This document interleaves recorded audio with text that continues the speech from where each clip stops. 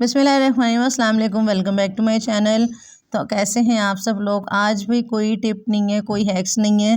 आज हो रही है मेहमानों के आने की तैयारी, और वो मेहमान जो हैं वो हमारे घर में, हमारे क्या हर किसी के घर में आते हैं और साल में एक दफ़ा ही आते हैं।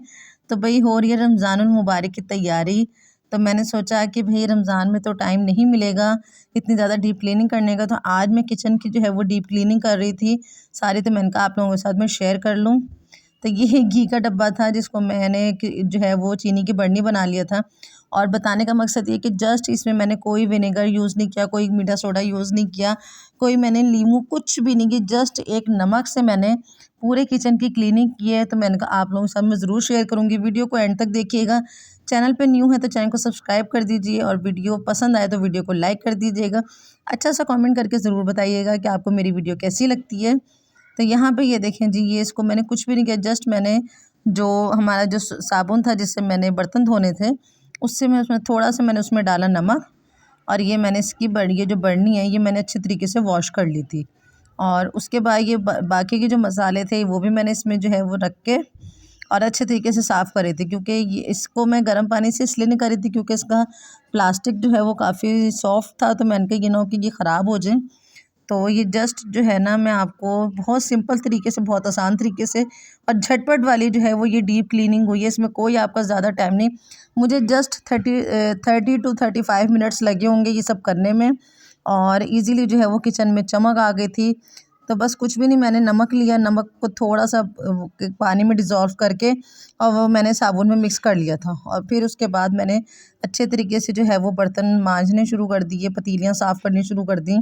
और बहुत अच्छे से जो है वो ये बर्तन साफ़ हुए थे, क्योंकि रमज़ान में हम लोग इतनी ज़्यादा यानी कि हमारा शेड्यूल चेंज हो जाता है, हमारी मसरूफ़ियात में जो है वो इज़ाफ़ा हो जाता है, हमारी टाइमिंग जो है वो काम की टाइमिंग और नमाज की, हमें बहुत ज़्यादा हर चीज़ को मैनेज करना होता है। तो रमज़ान में तो ये सब करने का बिल्कुल भी टाइम नहीं होता।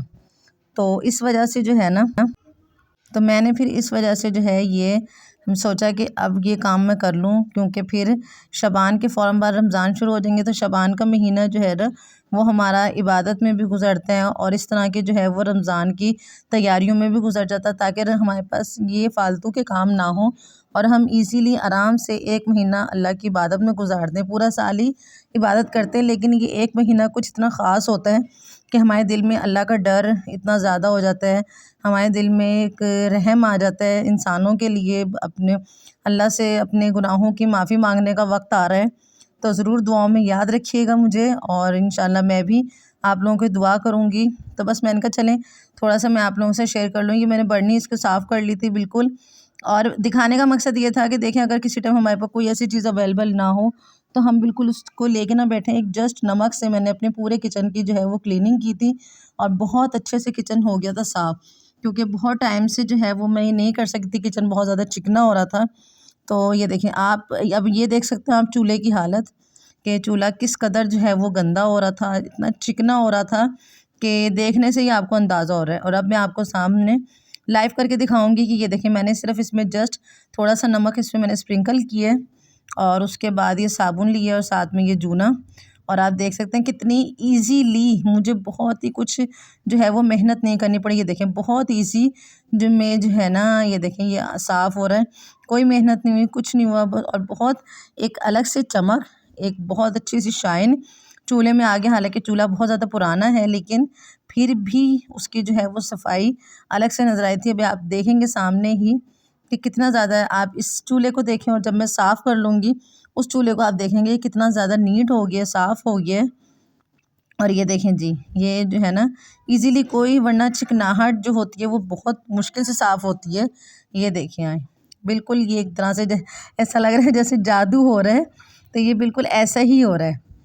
तो जस्ट अगर आपके पास दो चीज़ें भी हैं ना, तो आप उससे भी बहुत अच्छे से किचन को जो है वो साफ़ कर सकते हैं, और अपने ये देखें जी बिल्कुल अपने जो है वो ज़िंदगी को आसान बना सकते हैं। हमारी वीडियो दिखाने का मकसद सिर्फ ये होता है कि लो कॉस्ट बजट में हम आपको जो है वो क्लीनिंग करना सिखाएं, आपको जो है वो चीज़ें ऑर्गेनाइज़ करना सिखाएं।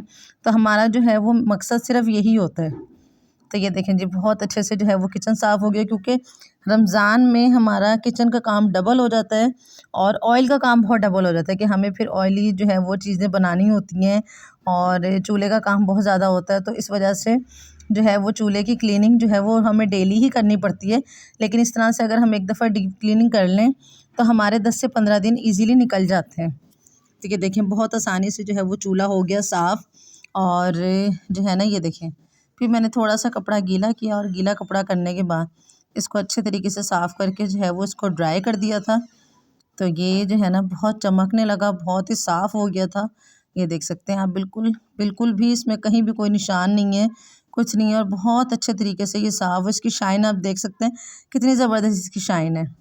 और ये देखें जी फ़र्श आप देख सकते हैं, स्लैब स्लैब आप ये इतना ज़्यादा चिकना हो रहा था कि जो है ना मैं सोच रही थी कि मैं इसको किस तरह से साफ़ करूँगी।